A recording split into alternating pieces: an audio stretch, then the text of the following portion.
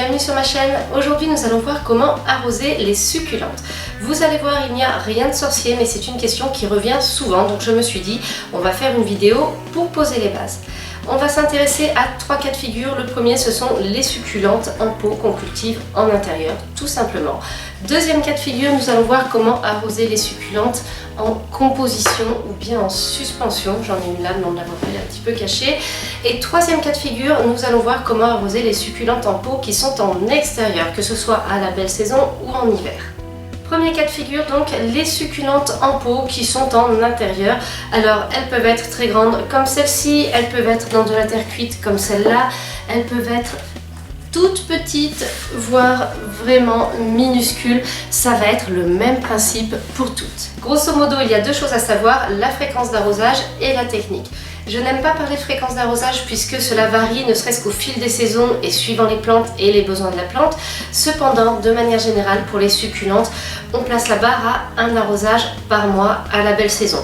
En hiver, on peut arrêter complètement les arrosages ou du moins vraiment les diminuer.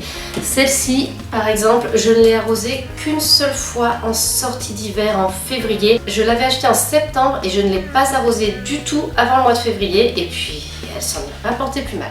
Donc fréquence moyenne une fois par mois, mais retenez quelque chose, les succulentes sont des plantes grasses qui craignent plus que d'autres les excès d'arrosage. Un excès d'arrosage et c'est la pourriture garantie en général. Donc comment peut-on faire, même si on se fixe à une fois par mois, comment vérifier si votre succulente a soif? Alors, elles ne réagissent pas toutes de la même manière, mais grosso modo, ce genre de plante par exemple va avoir tendance à se creuser. Vous allez remarquer que la plante va perdre de l'épaisseur, va se creuser. Ce genre de succulente dont le feuillage est bien ferme, elle a été arrosée assez récemment, elle va avoir le feuillage qui se ramollit, puis carrément qui se fripe si on attend un petit peu plus longtemps. Alors je vous le disais, les succulentes craignent les excès d'arrosage, il vaut mieux attendre. Même si le feuillage se fripe, même s'il se creuse, il vaut mieux attendre et la plante s'en remettra avec un bon arrosage. Après, elle va reprendre sa forme initiale. À moins que vous ne l'ayez vraiment oublié pendant très longtemps.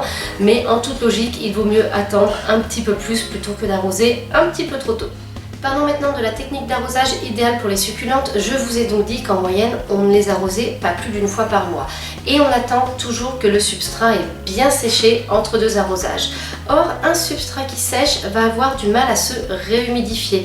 Quand on va arroser par le dessus, il va s'être tassé et donc l'eau va passer entre le substrat et le pot, puisqu'en se rétractant, le substrat crée un espace entre lui et le pot. Je ne sais pas si je le dis bien. Voilà, donc avec les succulentes, un simple arrosage par le dessus, comme on le fait avec beaucoup de plantes d'intérieur, risque de s'avérer insuffisant.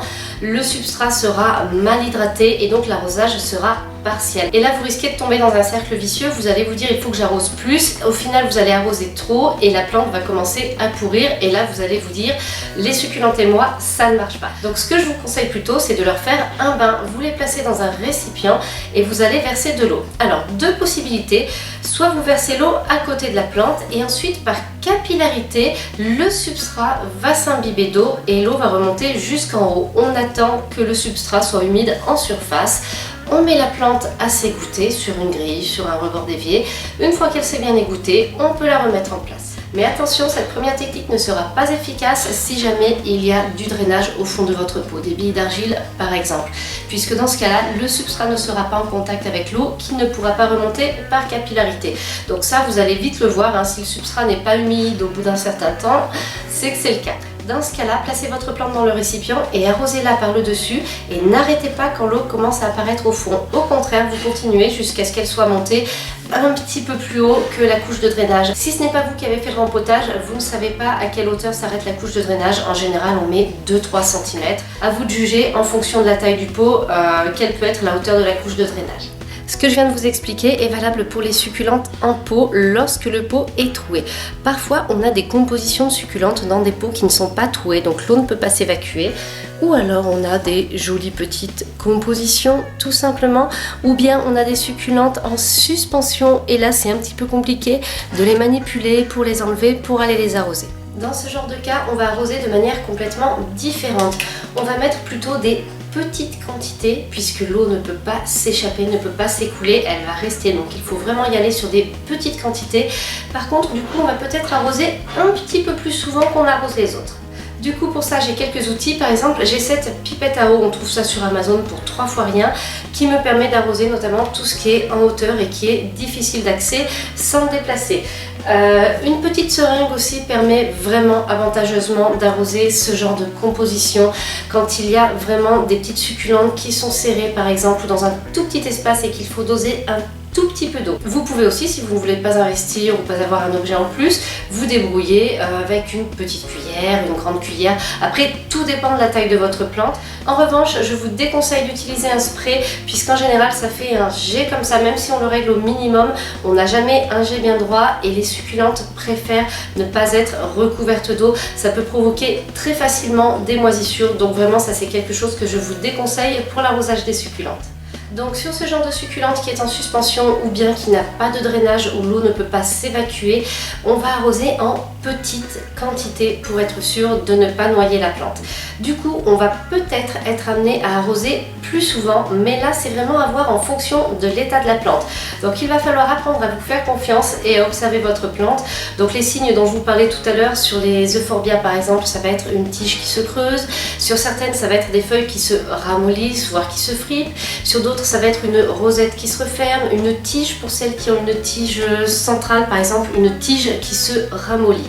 Voilà, donc ça c'est autant de signes que votre succulente commence à avoir soif et il vaut mieux, croyez-moi, attendre que la succulente ait soif pour lui donner de l'eau. Troisième partie de la vidéo, on va maintenant parler des succulentes qui sont en extérieur, en pot. Alors, j'en ai qui sont à l'extérieur à l'année, j'en ai une en particulier à laquelle je pense, et sinon, la plupart de nos autres succulentes, on peut les sortir dehors. Pour certaines, je ne le fais pas, par exemple celle-ci, elle ne va pas dehors puisque j'ai peur des indésirables, mais sinon, il n'y a pas de contre-indication à mettre une succulente dehors à la belle saison. Au contraire, ça leur fait le plus grand bien, c'est là qu'elles révèlent leur vraie couleur, c'est là qu'elles font une belle croissance. Donc si vos succulentes sont dehors, il y a plusieurs cas de figure. Premier cas de figure, vous avez un balcon ou une terrasse mais qui est couvert, c'est-à-dire que la succulente n'a pas droit aux intempéries, il ne pleut jamais dessus.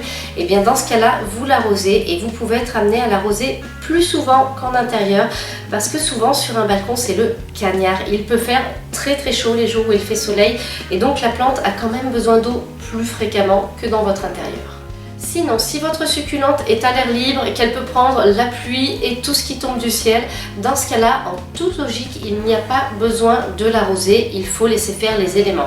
Surveillez tout de même qu'elle n'ait pas soif durant les périodes de grande chaleur ou alors pour celles qui sont de ce type par exemple, on peut avoir un problème, c'est que l'eau de pluie du fait de la forme de la plante n'atteint pas ou très peu le substrat, donc le substrat est très peu humidifié et dans ce cas là il va vraiment falloir faire des arrosages pour compenser le manque de passage de l'eau de pluie dans le substrat. Si vous laissez certaines succulentes dehors toute l'année, certaines supportent bien le froid, en hiver n'arrosez plus. Oubliez les arrosages, laissez tomber, votre succulente n'a pas besoin d'eau à ce moment-là. J'ai fait le tour de tout ce que je voulais vous dire. Si jamais j'ai oublié quelque chose, si vous avez une question complémentaire à laquelle je n'ai pas pensé, à laquelle je n'ai pas répondu au travers de la vidéo, n'hésitez pas à la poster en commentaire. Si vous avez des astuces, d'autres idées pour l'arrosage des succulentes, pareil, n'hésitez pas à le dire en commentaire. Merci beaucoup d'avoir regardé cette vidéo et à très bientôt pour une nouvelle vidéo.